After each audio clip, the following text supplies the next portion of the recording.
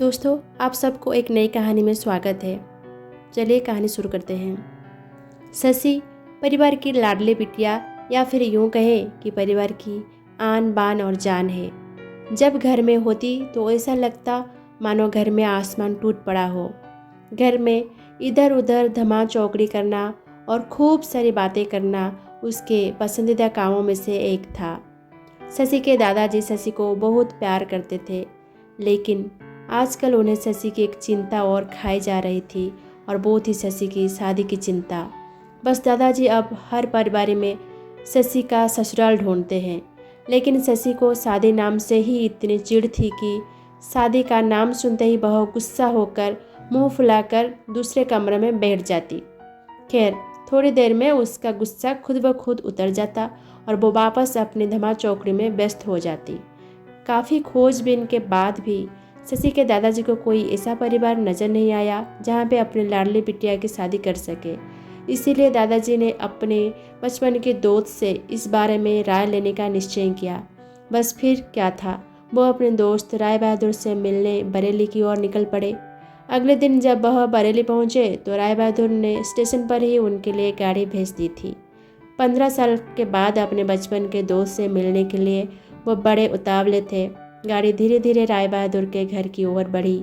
बड़ा सा बंगलों के आगे बगीचा, गाड़ियाँ और नौकर चाकर देखकर दादाजी का मन खुशी से भर गया। इन 15 सालों में राय बहादुर ने कितनी तरक्की कर ली है। नहीं तो 15 साल पहले राय बहादुर के पास था ही क्या। बस यही सब सोचते सोचते शशि के दादाजी अपने दोस्त के बंगलों पहुंच ही गए। गाड़ी के हॉर्न की आवाज़ के साथ ही राय बहादुर के घर के बाहर अपने दोस्त के स्वागत के लिए आ गए थे। अपने दोस्त को गले लगाकर वो दादाजी को अंदर ले गए। घर अंदर से काफ़ी शानदार था। अपने दोस्त की संपन्नता को देख शशि के दादाजी भी फूले नहीं समाये।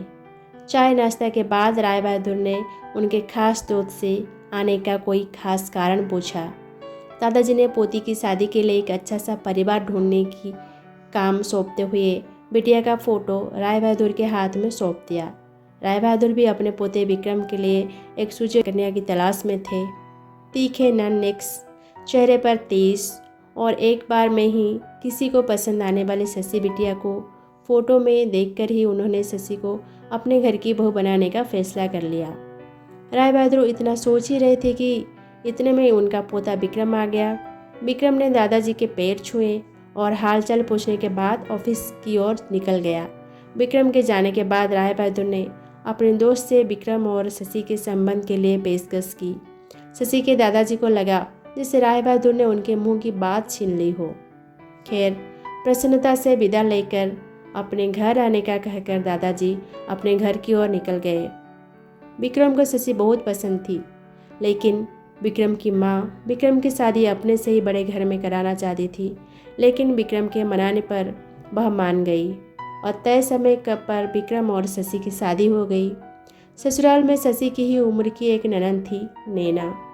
अपने सादगी और सबका अच्छे से ख्याल रखने के कारण शशि ने घर में सबके दिलों में जगह बना ली, लेकिन अपनी तमाम कोशिशों के बावजूद अपनी सासू माँ का प्यार पाने में असफल रही। वह शशि के हर काम में कुछ न कुछ गलती निकाल ही देती थी। अपनी शादी की रात को ही विक्रम ने शशि से साफ साफ कह दिया था कि घर के किसी भी मामले में मैं बिल्कुल नहीं बोलूँगा। ना तो मैं किसी बात पर माँ से बहस करूँगा और ना ही तुम्हारे साथ दूंगा। तुम्हें अपनी समझदारी से ही काम लेना होगा। लेकिन शशि की लाख कोशिशों के बावजूद भी सासू माँ के व्यवहार में कोई परिवर्तन नहीं आ रहा था। शशि के ननद जरूर उसकी माँ से भाभी के प्रति इस तरह के व्यवहार पर उलझ जाती। इससे भी केवल बात बढ़ने के अलावा कुछ नहीं होता। इसी तरह करीब 1 साल निकल गया। शशि और विक्रम को जुड़वा बेटियां हुईं। यह समय शशि के लिए अग्नि परीक्षा का समय था। शशि का दर्द शशि के लिए आंसू बन गया था।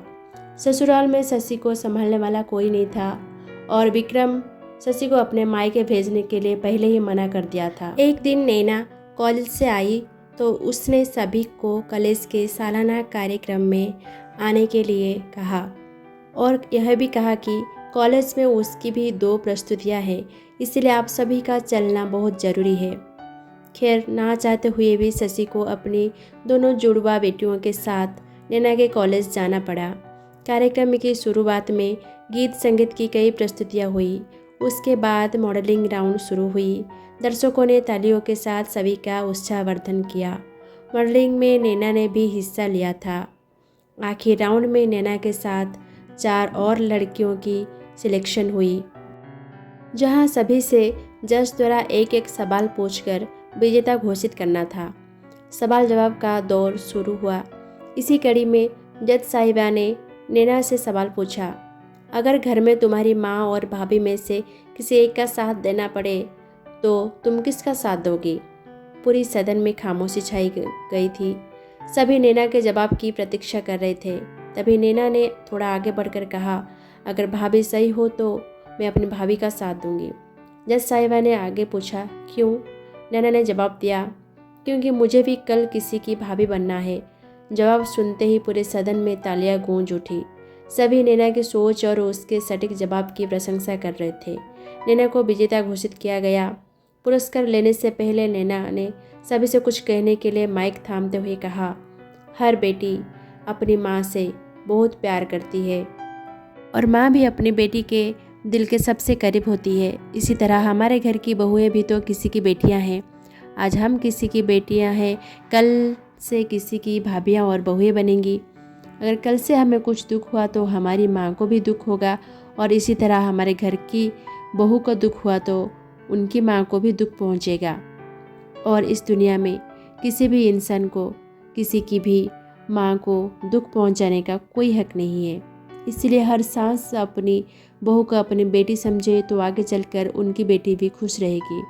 नैना के इतना कहते ही पूरा सदन एक बार फिर तालियों की गड़गड़ाहट से गूंज उठा और उसकी माँ की आंखों में पछतावे का आंसू आ गया। दोस्तों, अगर कहानी अच्छा लगा हो तो प्लीज़ कमेंट कीजिएगा, लाइक कीजिएगा और हमारे चैनल को सब्सक्राइब कर दीजिएगा।